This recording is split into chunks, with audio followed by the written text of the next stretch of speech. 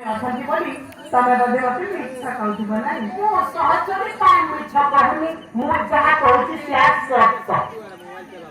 ତାମାନେ ତମେ ମୋର ଭାଇ। ମୁଁ ତୋର ଭାଇ, ତୁ ମୋ ଭଉଣୀ।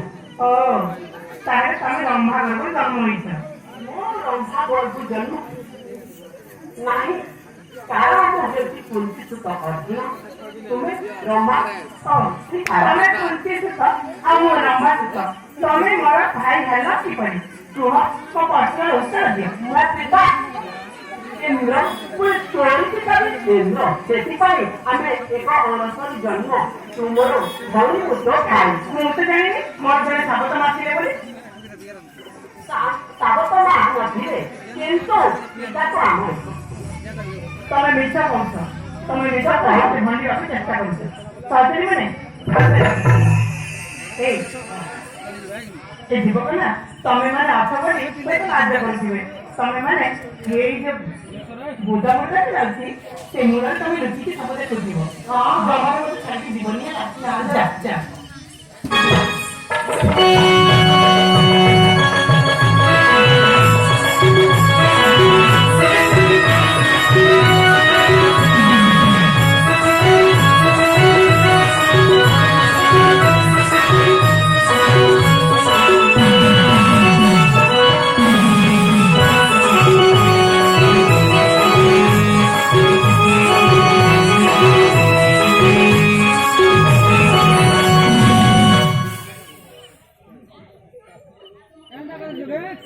ଏଥର ତମେ ଭଲ କହିପାରୁଥିବ।